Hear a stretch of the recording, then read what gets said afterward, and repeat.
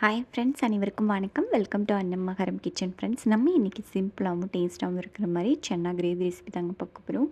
Taste வந்து ரொம்ப நல்லாயிருக்கும். கண்டிப்பாக இந்த மாதிரி ஒரு தடவை ட்ரை பண்ணி பாருங்கள். செய்யறதுக்கும் அதிக டைம் எடுக்காதுங்க. ஒரு 10 நிமிஷத்தில் ஈஸியாக செஞ்சிடலாம். இது வந்து சப்பாத்தி, பரோட்டா, நான் எல்லாத்துக்குமே ரொம்ப டேஸ்ட்டாக இருக்கும். இப்போ வாங்க இந்த ரெசிபி எப்படி செய்கிறதுன்னு பார்க்கலாம். அதுக்கு முன்னாடி நம்ம நண்பர்கள் எல்லாருக்கிட்டேயும் ஒரு அன்பான வேண்டுகோள். நம்ம சேனலை ஃபஸ்ட் டைம் பார்க்குற நண்பர்களாக இருந்தால் மறக்காமல் சப்ஸ்கிரைப் பண்ணிவிட்டு பாருங்கள். இப்போ இதுக்கு ஃபஸ்ட்டு நம்ம தேங்காய் பேஸ்ட்டு ரெடி பண்ணி எடுத்துக்கலாங்க. அதுக்கு மிக்ஸி ஜாரில் 1/4 கப் அளவுக்கு துருவின தேங்காய் சேர்த்துக்கோங்க. 5, 6 முந்திரி பருப்பு. இப்போ இது கூடவே 3 கிராமு சின்னதாக கல்பாசி, ஒரு பிரியாணி இலை சேர்த்துக்கோங்க. சின்னதாக இருக்கிறங்காட்டி நான் 2 சேர்க்குறேன். 2 துண்டு பட்டை, 2 ஏலக்காய், 1/2 டீஸ்பூன் அளவுக்கு சோம்பு.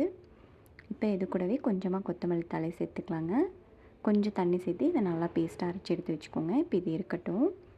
இப்போ ஒரு வானிலை வச்சு 4லேருந்து 5 டீஸ்பூன் எண்ணெய் சேர்த்துக்கோங்க. எண்ணெய் கொஞ்சம் அதிகமாக தான் தேவைப்படும். 2 பெரிய வெங்காயம் பொடியாக கட் பண்ணி வச்சுருக்கேன். அதை சேர்த்து நல்லா வதக்கி எடுத்துக்கலாம்.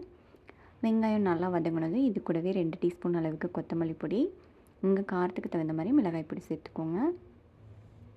இப்போ இதை வந்து பச்சை ஸ்மெல் போகிற வரைக்கும் நல்லா வதக்கி எடுத்துக்கலாம். இப்போ இது கூடவே ஒரு பெரிய பழுத்த தக்காளி எடுத்து வச்சுருக்கேங்க. அதையும் சேர்த்துக்கலாம். 1 டீஸ்பூன் அளவுக்கு இஞ்சி பூண்டு விழுது சேர்த்து இதையும் நல்லா பச்சை வாசனை போகிற வரைக்கும் நல்லா வதக்கி எடுத்துக்கோங்க. இப்போ இதை நல்லா கலந்து விட்டுட்டு மூடி போட்டு நம்ம மூடி வச்சிடலாங்க. நம்மளுக்கு தக்காளி வந்து சீக்கிரமாக வெந்துடும். இடையில எடுத்து இந்த மாதிரி நல்லா வதக்கி விட்டுக்கோங்க. நம்மளுக்கு வந்து சீக்கிரமாக தக்காளி வெந்து வந்துடும். அதோட பச்சை ஸ்மெல்லு போயிடும்.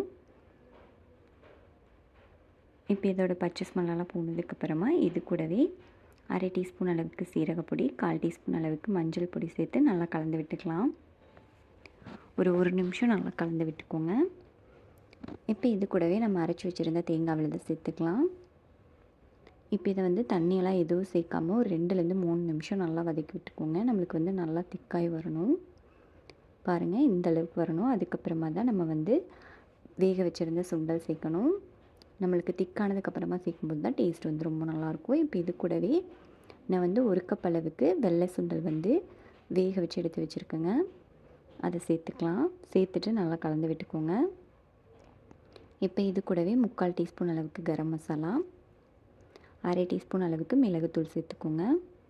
இப்போ இதுக்கு உப்பு தேவைப்பட்டால் நீங்கள் வந்து சேர்த்துக்கலாம். நான் வந்து சுண்டல் வேக வைக்கும் போதே உப்பு சேர்த்து தான் வேக வச்சேன். அதனால் நான் இப்போ எதுவும் சேர்க்கலை. இப்போ இதை நல்லா கலந்து விட்டுட்டு நம்ம மூடி போட்டு க்ளோஸ் பண்ணி வச்சிடலாம். லோ ஃப்ளேமில் வச்சு நல்லா எண்ணெய் பிரிஞ்சு வர வரைக்கும் நல்லா கொதிக்க வச்சு எடுத்துக்கோங்க. இடையில எடுத்து நல்லா கலந்து விட்டுருங்க. இப்போ பாருங்கள், நல்லா எண்ணெய் பிரிஞ்சு வந்துருச்சு. இதுக்கு மேலே கொஞ்சமாக கொத்தமல்லி தழை சேர்த்து நம்ம கலந்து விட்டு பரிமாறிக்கலாம்.